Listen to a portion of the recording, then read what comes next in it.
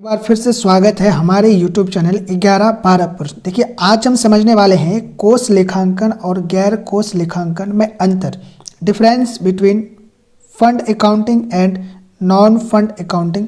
इनके बीच में क्या अंतर होता है, इसको हम आसान भाषा में समझेंगे।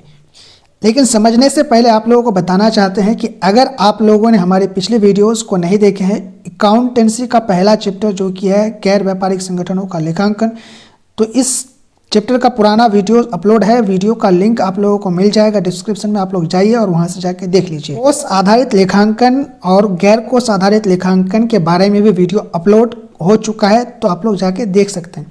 लिंक आप लोगों को डिस्क्रिप्शन में मिल जाएगा।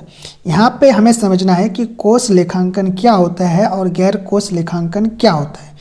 तो यहाँ पे आप लोग देखिए, कोष आधारित जो लेखांकन होता है, वो जो फंड अकाउंटिंग होता है, वो हमेशा कैश में होता है। वो जो है कैश में होगा। अगर कैश में नहीं हो रहा है तो फंड अकाउंटिंग नहीं होगा। जबकि गैर कोष लेखांकन जो है वो आपकी उपार्जन अवधारणा, उपार्जन का मतलब ही होता है उधार, उपार्जन अवधारणा पर आधारित होता है, यानी कि उधारी पर आधारित होता है।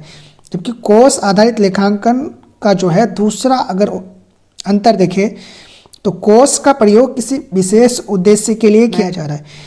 तो जब कोई फंड विशेष उद्देश्य के लिए प्राप्त होता है तो उसका जो अकाउंटिंग किया जाएगा वो भी विशेष उद्देश्य के लिए किया जाएगा। यहाँ पे आप लोगों को दिख रहा है। अब उसी तरीके से गैर कोष जो लेखांकन है वो प्रयोग किसी भी लाभ के उद्देश्य से किया जा सकता है, यानी कि इसका उपयोग किसी भी ट्रांजैक्शन के लिए किया जा सकता है अगर उसका मेन उद्देश्य है प्रॉफिट कमाना। ये बनाया जाता है आपका जो प्रॉफिटेबल बिजनेसेस होते हैं उनके लिए, यानी कि जो लाभकारी संस्था होती है उनके द्वारा बनाया जाता है। तीसरा अंतर है कि कोष लेखांकन में प्राप्ति एवं भुगतान खाता, आय व्यय खाता और आर्थिक चिट्ठा बनाया जाता है।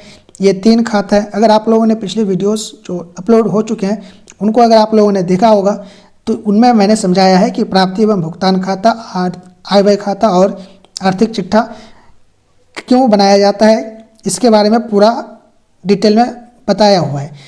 उसी वहीं पर अगर देखेंगे गैर कोष लेखांकन में जो क्या किया जाता है, व्यापारिक खाता बनाया जाता है, लाभ हानि खाता बनाया जाता है और आर्थिक चिट्ठा बनाया जाता है। ये तीनों खाता जो है लाभकारी संगठनों के द्वारा बनाया जाता है, ये भी आप लोगों को मैंने बताया था।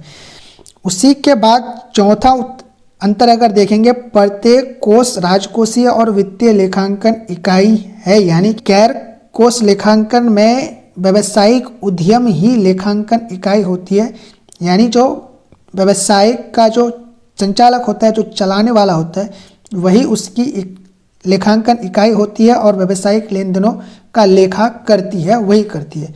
जबकि इसका मतलब राजकोषीय बहुत सारे लोग मिलके किसी एक को चुनते हैं, मतलब आप लोग समझ जाइए।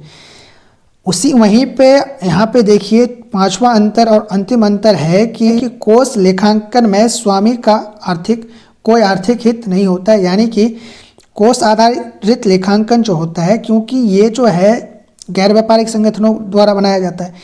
अब अगर एनपीओ के द्वारा ये बनाया जाता है तो उनके जो स्वामी होता है, उनके जो संचालक होता है, वो उस संस्था के साथ जितने भी लोग जुड़े हुए हैं उन सभी के द्वारा किसी एक को चुना जाता है, उसका संचालक।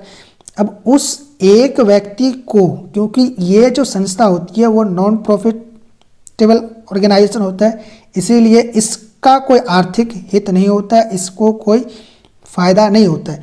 जबकि गैर कोष लेखांकन में स्वामी का हित होता है लाभ के रूप में, यानी कि जितना प्रॉफिट होगा वो स्वामी का ही होगा।